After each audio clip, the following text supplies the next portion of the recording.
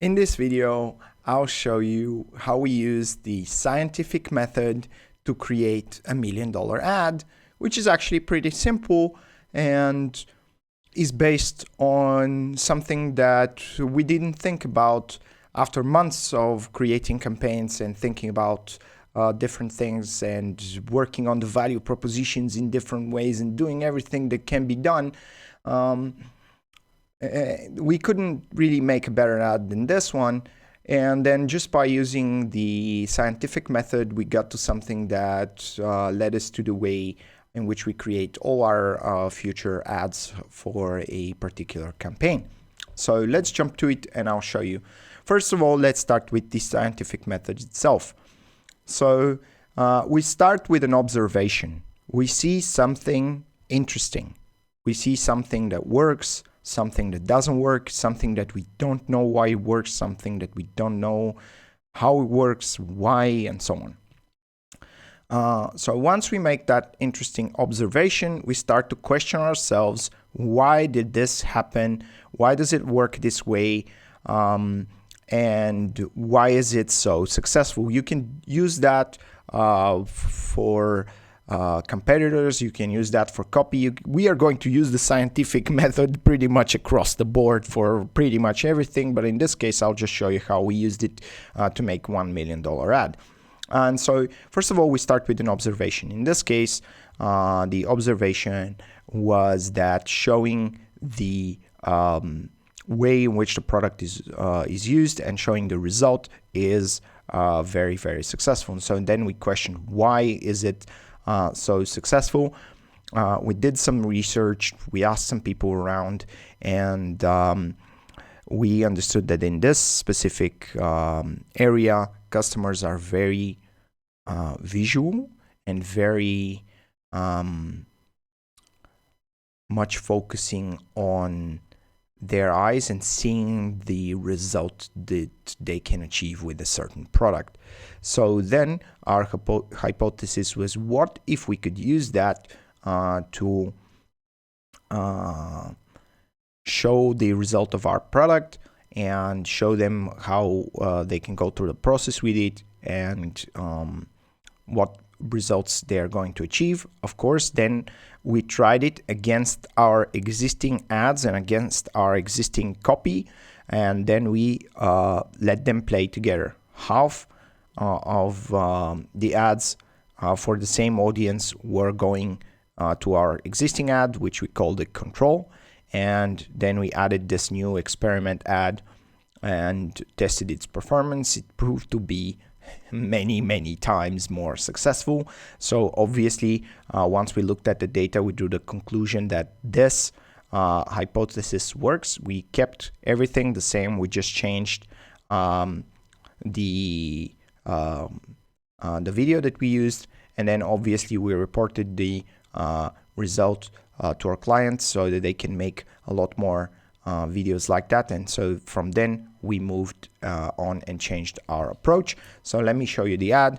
You will be blown away, I'm sure. It's quite simple. Right, this is it. So let me just play it for you. This is an ad for a company called Dreamcatchers, and you can see that it's pretty simple. It just says, check out this amazing hair transformation done with Dreamcatchers. Just see what people do with our product. So it includes, what the product does. It includes how people use it. Very useful information. So this is the video. You don't even need to play the audio.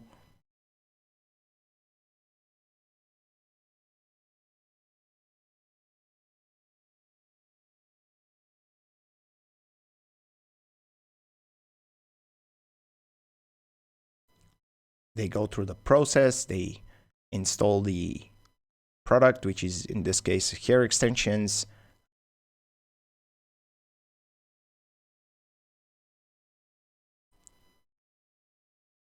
And finally, at the end, you should be able to see the result.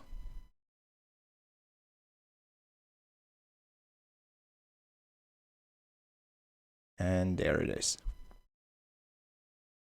So we have a lot of these, obviously different kinds of ads, and we use them to great effect, because once we figured out that our customers, which in this case are professional hair extension stylists, are interested in seeing the process and the result. So now we know which parts of our arguments or which part of our content is bringing the most results. And we did that by comparing. First of all, we had an ad that had a type of video like that, and we saw incredible performance. This is where we got to the observation stage. So once we saw that this ad is performing irregularly better than other ads, we asked the question, why? Is it the copy? Is it the headline?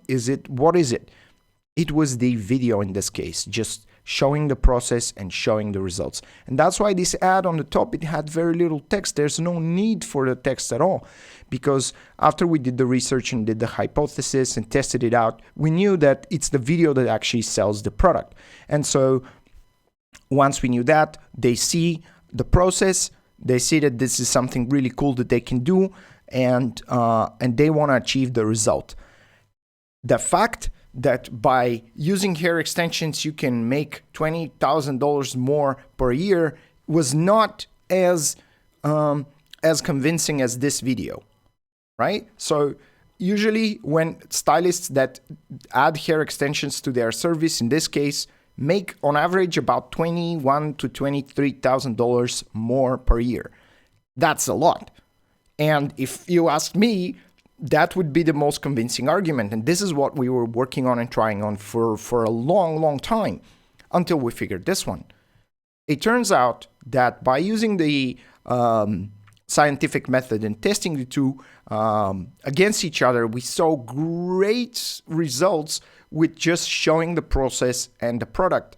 And then, of course, in order for us to keep the customers and so on, we are using other arguments, but we can see that this is the one that grabs their attention. So in this case, when we have the ad, this is the ad that has the highest CTR and the highest conversion rate at all, because in general, because people are very interested in the very beginning when they see the process. They see hair, they see something that they're interested in, and then they see the result.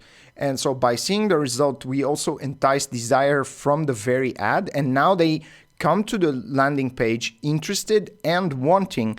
And then when they come to the landing page, we present the entire value proposition, talk about the money and how much it costs, what do they need to do, how they should go through the entire process and all that. But they come interested and wanting. And so nothing can get us better performance than that. And we are, of course, keeping on.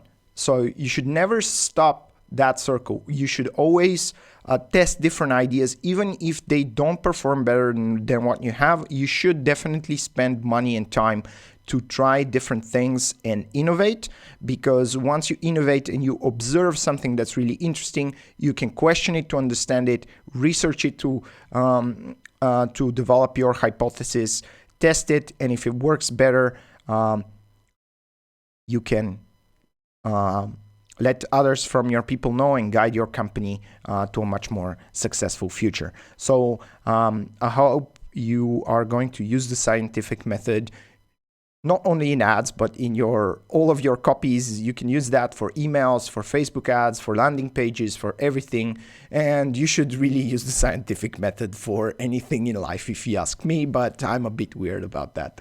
So that's it for the scientific method. And next, we are going to move to the angels and the devil's cocktails.